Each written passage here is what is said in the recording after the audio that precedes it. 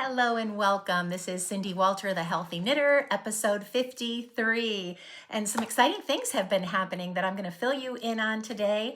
I am a health and wellness coach. I help people look better, feel better, age better, all of that during the day and on the weekends. I help all the time, and I have an online business where I sell health and wellness products, and I am passionate about knitting, crocheting, and back to all the crafts that I once enjoyed prior to having 4 children and being a very busy mom with all the kids involved in all kinds of activities.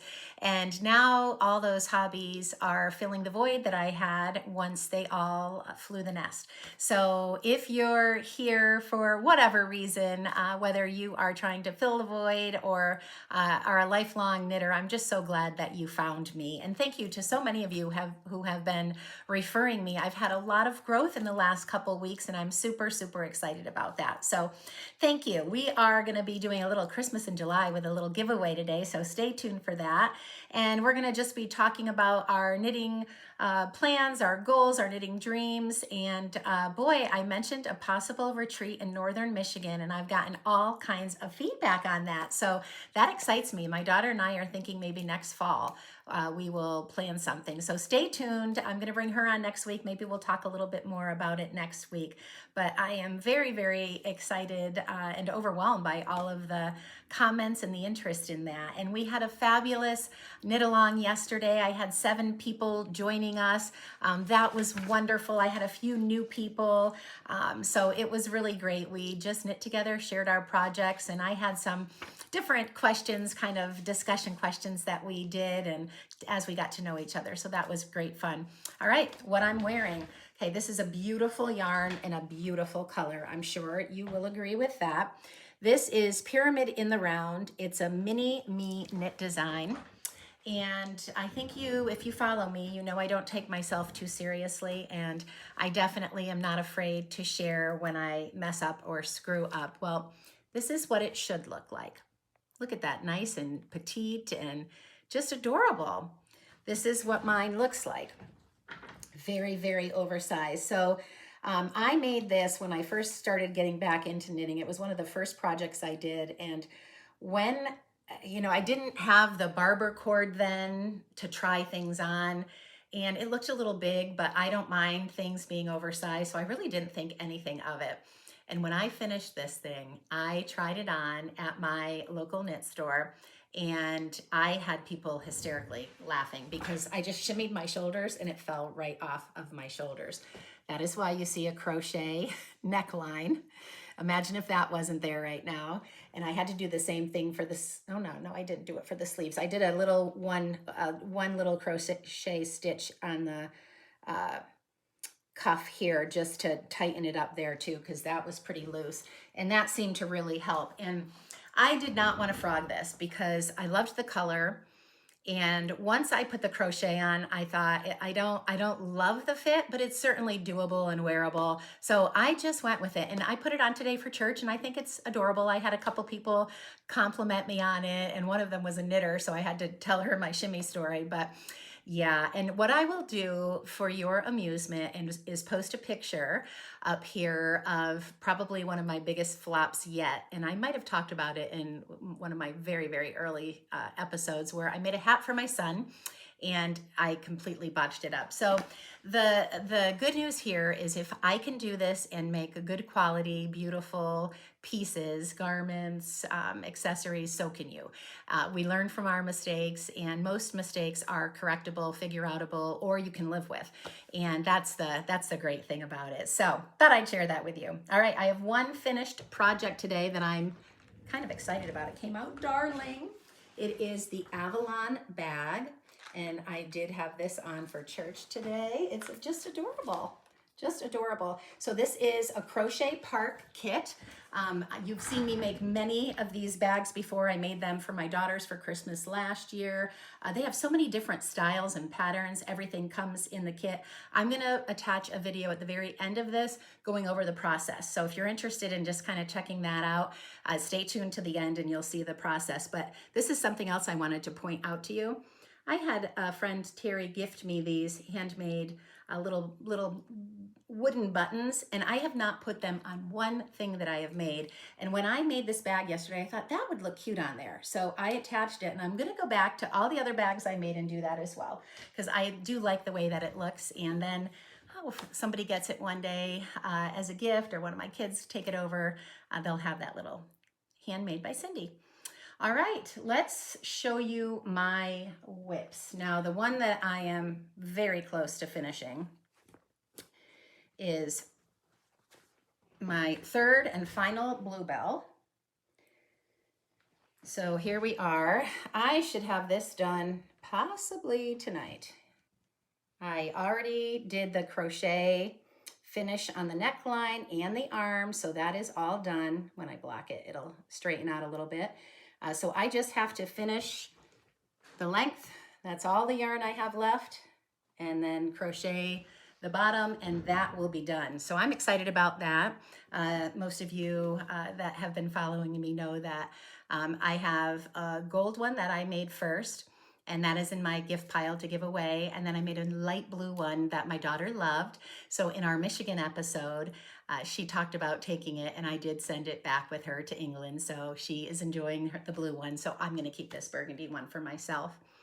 And then, so the Bluebell pattern is by Sonja, and I'm using Isager yarn Soft Fine in Colorway 36. It's just a pretty maroon color.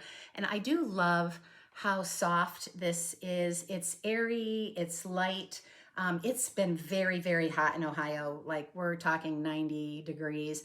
But before, like when it was in the low 80s, I was wearing this without any problem. I wouldn't be wearing it in the 90-degree weather, but I wore it in Michigan, and it's just lovely. And you have to wear something that you don't mind seeing through it, because it is, you know, see-through. So you could wear a tank top underneath it.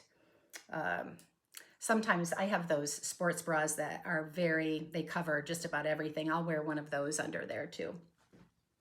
All right, then I got into some fun cast-ons. So my birthday was a week ago. You can still see I still have all my birthday cards up there. And I decided to do some casting on. So I did start that Aveline bag. And then this week, I was really getting antsy. We have our local yarn crawl that started back up, and I wanted to buy some yarn to make a couple projects. So I am making the Petite Knit teddy bear sweater minus the teddy bear for our granddaughter in the newborn size. And it's hard to tell the color. I'm hoping it doesn't completely wash out, but this is a tan color. Let me try to do that. You can see the little specks of pink in there. Very, very subtle. I just started the neckline. I put the raglan markers in, and it's a basic raglan cardigan. And I am going to try to do a duplicate stitch when I'm completed with it of either hearts or flowers. I'm gonna look and research what, but in this pink color, just to make the pink pop. They're very neutral with their colors, and wanted something a little subtle. And since the other little dress that I bought is pretty bright, I wanted to really honor their request with anything else I made. So that is exciting, and I really am wanting to spend some time with that. But I casted them on, and that's going to be what I work on after I finish this Bluebell. And this is in just a little handmade bag that I made at a networking event with the Beauty Boost, a women's group that I belong to. All right, and then in this giant bag, I have to show you how big this bag is. This is just a bag that I got somewhere along the line. I don't know if I got it at one of my conferences from work. That's our conference, our company's logo.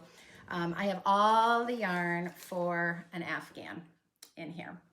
So I am making this Afghan right here, which does scare me just a bit. It has the cabling. I've done cabling before, so it's left cables and right cables that make the heart. So that doesn't scare me too much, but there's just a lot going on in this pattern. Irish moss, which I've never done before. So this is called Heart of Mine.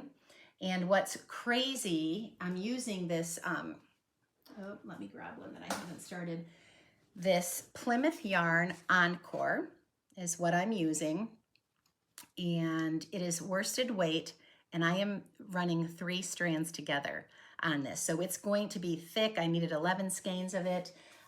It should work up pretty fast and be a beautiful blanket. So we'll see. We'll see. I'm excited to work on it, a little anxious about it because it's not going to be something that, I mean, I'll probably get the pattern after a while, but I'll probably have to pay close attention to it as I'm working it up. But those are the projects that I'm working on and having fun with, and that is really it for my yarn updates.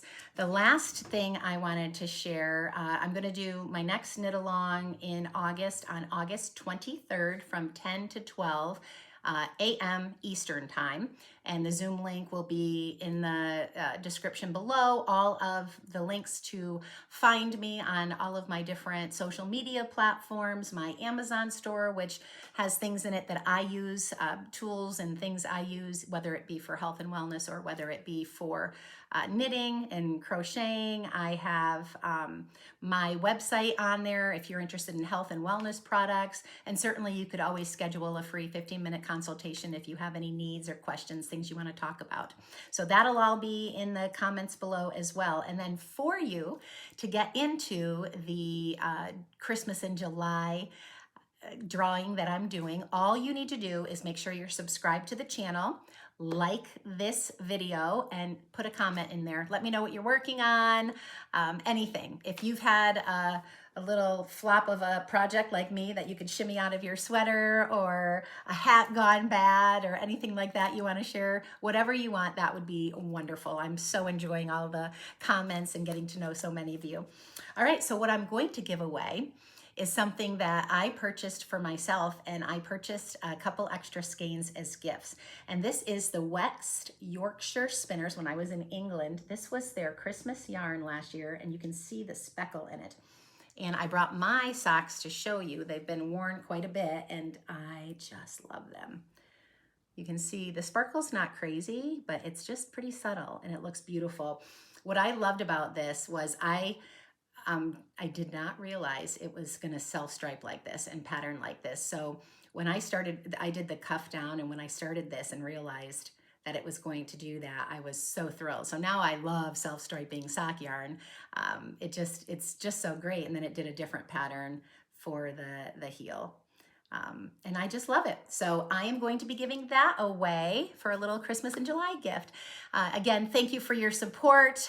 If you stay tuned just for the next, I think it's a 2-minute video, you can see exactly how I made the Aveline bag. And I hope you have a great week. Next up, I will be bringing my daughter Katie back on for an episode. Have a great day, and we'll see you soon. I'm excited to share with you the process of making the Aveline bag by Crochet Knit. They sent me the box with everything included in it, along with a tutorial that you could watch online, giving you step-by-step instructions on how to create and build this beautiful bag. I love doing these crochet bags as a palette cleanser in between knitting projects. Sometimes my hands get sore and I need to do something a little bit differently. And I've made many of these bags for myself, for gifts for my daughters, and for others. And I absolutely love the whole process of it. It's fun, it's easy, great for beginners, and I'm excited to show you the process. So here you'll see the 2 stitches that you really do throughout the whole thing. A single crochet at the top of each shell pattern, and in between each shell pattern, double crochets, 6 of them, to create the actual shell. And that is it. You repeat it over and over and over again as you build this bag in a oval shape until you get to the top. And then you will finish your crocheting and then follow the instructions on how to attach your handles.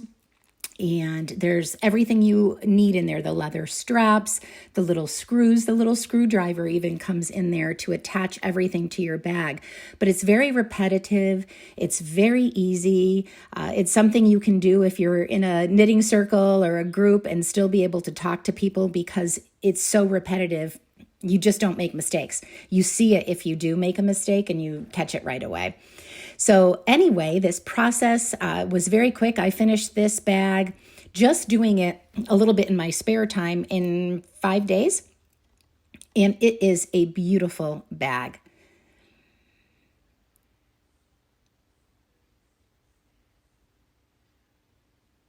There you go. There's all the finishing touches for the bag, the leather straps for the bag, and that is the yarn that I used. And just a quick glance at the video tutorial. It even has you do finishing work on the bottom to cover up the little holes. There's a start of the straps being put on the bag. And lastly, the feedback I get from making these bags is absolutely amazing. Everyone wants one.